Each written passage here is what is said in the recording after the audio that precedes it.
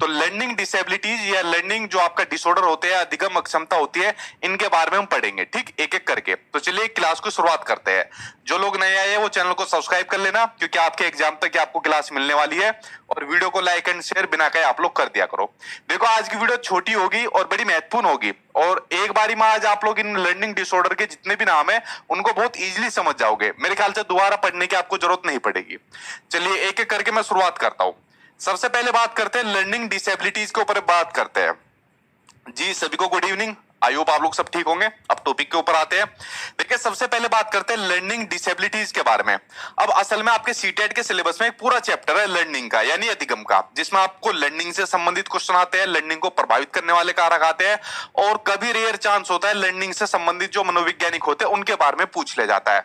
और उसी का एक छोटा सा पार्ट है आपका लर्निंग डिसेबिलिटी, जहां से क्वेश्चन आपके एग्जाम में आते हैं। यहां से क्वेश्चन आपके किसी भी सब्जेक्ट में पूछ सकता है, सीडीपी में पूछ ले, ईवीएस पूछ ले, मैथ्स पूछ ले, लैंग्वेज पूछ ले, सोशल साइंस या साइंस, किसी में भी पूछ सकता है, ठीक है। देखिए जो चैप्टर का नाम है लर्निंग डिसेबिलिटीज, इसके नाम से आपको पता चल रहा है कि सीखने में जो डिसेबिलिटीज होती है उसी को कहा जाता है लर्निंग डिसेबिलिटीज, यानी कि अधिगम विकार। अब आप लोग कोई भी चीज सीख रहे हो, मान लीजिए आप लोग मुझसे सीडीपी सीख रहे हो या हिंदी सीख रहे हो, तो सीखने के दौरान मान लीजिए किसी को कोई सही तरीके से पढ़ नहीं पा रहा, चीजों को कोई सही तरीके से लिख नहीं पा रहा, ठीक है, तो या कोई सही तरीके से बोल नहीं पा रहा, तो सीखने में जितनी भी तरीके की प्रॉब्लम आती है उन सभी को कहा जाता है लर्निंग डिसऑर्डर, यानी कि लर्निंग डिसेबिलिटीज के नाम से जाना जाता है, ठीक। अब ये होती कितने टाइप की है उनके बारे में पढ़ते हैं जो आपके एग्जाम में आती है। इसको आप लोग समझ गए कि सीखने की क्षमता या योग्यता में जो कमी आती है उसको लर्निंग डिसेबिलिटीज या लर्निंग डिसऑर्डर के नाम से भी जाना जाता है। अब देखिए पहला होता है इसमें आपका डिसलेक्सिया, ठीक, और मेरे ख्याल से सीटेट के इतिहास में सबसे ज्यादा यही पूछा गया है। वैसे सभी पूछे जाते हैं लेकिन ये कुछ ज्यादा पूछा गया है। डिसलेक्सिया होता है आपका पढ़ने से संबंधित विकार। अब देखिए बच्चा जब कोई भी चीज को पढ़ता है या आप लोग भी किसी चीज को पढ़ते हैं, तो पढ़ने में अगर किसी को प्रॉब्लम फेस आ रही है, कोई फ्लुएंटली नहीं पढ़ पा रहा, कोई सही तरीके से क्रम वाइज नहीं पढ़ पा रहा, या चीजों को उल्टा सीधा पढ़ रहा है, तो पढ़ने से संबंधित ए टू जेड जितने भी विकार होंगे उसको कहा जाएगा आपका डिसलेक्सिया कहा जाएगा। क्या कहा जाएगा? डिसलेक्सिया कहा जाएगा, जिसमें बच्चा पढ़ने में प्रॉब्लम फेस करता है, ये होता है आपका डिसलेक्सिया। अच्छा एक चीज और, जो आपका सीटेट के एग्जाम में जितने भी क्वेश्चन हुए हैं, आज की वीडियो को देखने के बाद आप लोग प्रीवियस ईयर के क्वेश्चन पेपर लगाना, मतलब जो मैंने आपको नोट्स के अंदर दे रखे हैं जितने भी प्रीवियस ईयर के क्वेश्चन है 2011 से लेकर 22 तक के, शायद कोई ऐसा क्वेश्चन बचेगा जिसका आंसर आप ना दे पाओ। सभी का आंसर आप लोग दे दोगे आज की वीडियो को देखने के बाद, बस इनको समझ लेना, ठीक। जैसे मैंने कहा डिसलेक्सिया होता है आपका पढ़ने से संबंधित विकार, यानी पढ़ने से संबंधित जितने भी तरीके के डिसऑर्डर हो जाएंगे वो हो जाएंगे आपके डिसलेक्सिया हो जाएंगे, ठीक। दूसरा नाम है आपका डिसग्राफिया।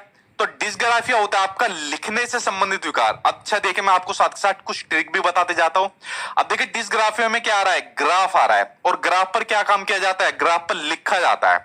तो लिखने से संबंधित जितने भी विकार हो जाएंगे, बच्चा सही से नहीं लिख पा रहा है, ठीक है, या उल्टा चीजों को लिख रहा है, या बच्चा बी को डी लिख देता है, जैसे सीटेट में पूछा गया है ना, बच्चा सो को वॉज लिख देता है, तो लिखने से संबंधित जितने भी विकार हो जाएंगे उसको कहा जाएगा आपका डिसग्राफिया कहा जाएगा। इसको ग्राफ से समझ सकते हो कि ग्राफ पर क्या काम किया जाता है, ग्राफ पर लिखा जाता है, ठीक।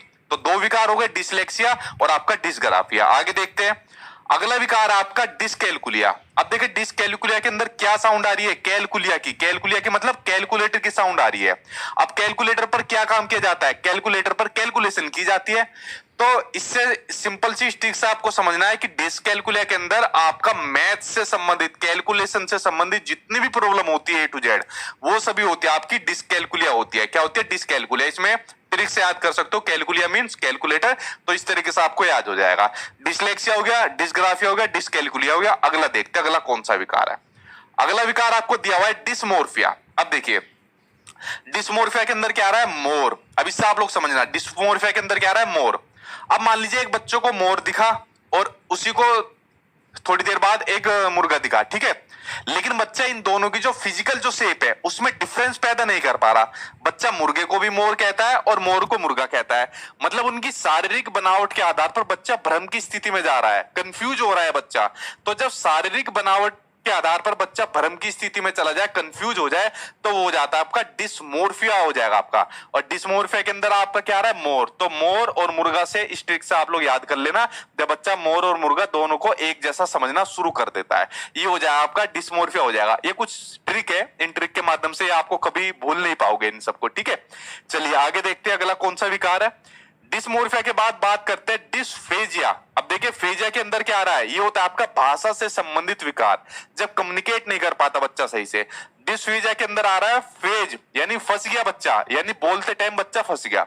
और जैसे मान लीजिए कोई बच्चा है, ठीक है, मान लीजिए छोटी बच्ची है, इसको अपने पापा से मम्मी से बात करनी है, तो इसको बहुत सारी चीजें कहनी है, ठीक, बहुत सारी चीजें कहनी है, बहुत सारे अपने विचारों को अव्यक्त करना है, लेकिन कह नहीं पा रही है। क्यों? क्योंकि भाषा से संबंधित विकार है, सही तरीके से अपने विचारों को अव्यक्त नहीं कर पा रही है।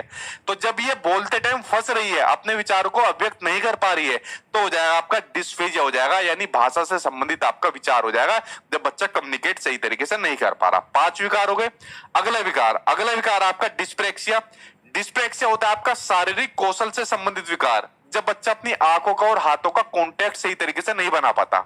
अब देखिए आप लोग सिंपल सा एक काम करना, जैसे मेरे हाथ में पेन है, अब मैंने इसको उछाला और मैंने पकड़ लिया, आप लोग भी पकड़ सकते हो, शायद कोई इससे छूट भी जाएगा लेकिन दोबारा में पकड़ लेगा, ठीक है। जैसे आज इंडिया और पाकिस्तान का मैच है, और मैं जाके देखूंगा, आप लोग भी देखना, तो जब बॉल को कैच पकड़ते हैं तो प्लेयर आराम से कैच पकड़ लेता है, अगर कोई छोड़ देगा तो, लेकिन 2-3 बार अगर वो दोबारा बॉल दी जाएगी तो पकड़ जरूर लेगा। लेकिन अगर बच्चा कई बार में भी नहीं पकड़ पा रहा, अगर बच्चा बॉल आ रही है तो हाथ उसका यहाँ पर है और देख यहाँ पर रहा है, यानी अपनी आंखों का और अपने हाथों का कांटेक्ट नहीं कर पा रहा, आपस में तालमेल नहीं बना पा रहा, माइंड मसल्स कांटेक्ट नहीं बना पा रहा, तो आपका डिस्प्रेक्सिया हो जाएगा, ठीक है। क्या हो जाएगा? आपका डिस्प्रेक्सिया हो जाएगा, शारीरिक कौशल से संबंधित विकार, कि अगर उसकी तरफ को बॉल फेंकी तो हाथ इधर कर रहा है और देख बॉल की तरफ रहा है, ठीक है, तो ये हो जाएगा आपका डिस्प्रेक्सिया हो जाएगा। 6 समझ गए आप लोग, आगे देखते हैं। अगला विकार है आपका डिस्थीमिया। अब देखिए इस पूरे चैप्टर की बेसिकली थीम क्या निकल कर आ रही है, ये मैं आपको एक ट्रिक बता रहा हूं, ठीक। इस पूरे चैप्टर की जो आपकी थीम निकल कर आ रही है, वो तनाव से संबंधित थीम निकल कर आ रही है, ठीक है। अगर मान लीजिए किसी बच्चों को डिसऑर्डर हो जाएंगे तो बच्चा तनाव में ही रहेगा, ठीक है, सही तरीके से किसी चीज को सीख नहीं पाएगा।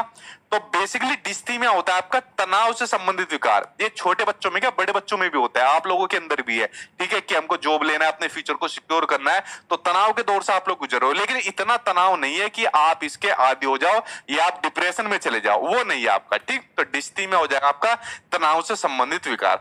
तो